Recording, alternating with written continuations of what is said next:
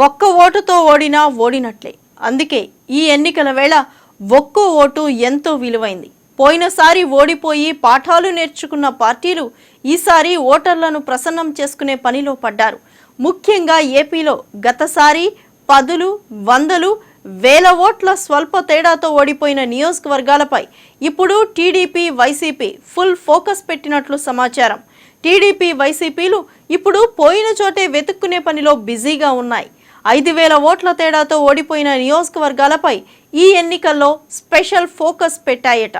ఇరు పార్టీలు ఈ నియోజకవర్గాల్లో గెలిపే లక్ష్యంగా ముందుకు వెళుతున్నాయి. 2014లో టీడీపీ విజయం సాధించింది, వైసీపీ ఓడిపోయింది. కానీ 5,000 ఓట్ల స్వల్ప తేడాతో చాలా నియోజకవర్గాల్లో ఇరు పార్టీలు ఓడిపోయాయి.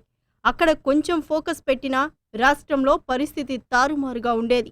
ఇప్పుడు ఆ స్వల్ప మెజారిటీతో ఓడిపోయిన స్థానాలపై వైసీపీ, టీడీపీలు ప్రధానంగా దృష్టి సారించాయి. 2014 ఎన్నికల్లో 5,000 ఓట్ల తేడాతో 29 నియోజకవర్గాలను చేజార్చుకుంది టీడీపీ. అలాగే ఇదే 5,000 ఓట్ల తేడాతో 16 సీట్లలో వైసీపీ ఓటమి పాలైంది. ఇప్పుడు ఎట్టి పరిస్థితుల్లోనూ అక్కడ గెలవడానికి రెండు పార్టీలు స్కెచ్ గీస్తున్నాయి. గత ఎన్నికల్లో మంగళగిరిలో కేవలం 12 ఓట్ల తేడాతోనే వైసీపీ చేతిలో టీడీపీ ఓడిపోయింది.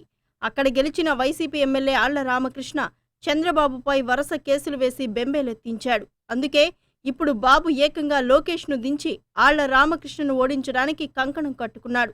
ఇక ఉరవకొండలో టీడీపీ సీనియర్ నేత పయ్యావుల కేశవ్ కేవలం 2,275 ఓట్ల తేడాతో వైసీపీ చేతిలో ఓడిపోయారు.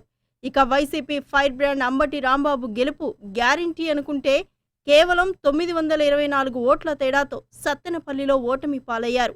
జగ్గయ్యపేటలో 1,350 ఓట్ల తేడాతోనే వైసీపీ నేత సామినేని ఉదయభాను ఓడిపోయారు. ఇలా మొత్తం 16 స్థానాల్లో వైసీపీ 5,000 ఓట్ల తేడాతోనే ఓడిపోయింది. దీంతో ఇప్పుడు రెండు పార్టీలు ఇలా తక్కువ ఓట్లతో ఓడిపోయిన స్థానాల్లో పోల్ మేనేజ్మెంట్పై దృష్టి పెట్టాయి. ఈసారి ప్రతి సీటు కీలకమే, ప్రతి ఓటు ప్రతిష్టాత్మకమే. అందుకే ఇప్పుడు టీడీపీ, వైసీపీ రెండు పార్టీలు పోగొట్టుకున్న చోటే వెతికే పనిలో బిజీగా ఉన్నాయని తెలుస్తుంది. మధ్యలో జనసేన మూడో పోటీదారుగా రావడంతో ఈసారి 1,000-2,000 ఓట్ల తేడాతోనే ఏ అభ్యర్థి అయినా ఓట్లు చీలి గెలుపొందే అవకాశాలు కనిపిస్తున్నాయి. అందుకే ఇరు పార్టీలు ఇప్పుడు స్వల్ప మెజారిటీ వచ్చిన స్థానాలపై ఫుల్ ఫోకస్ పెట్టాయి.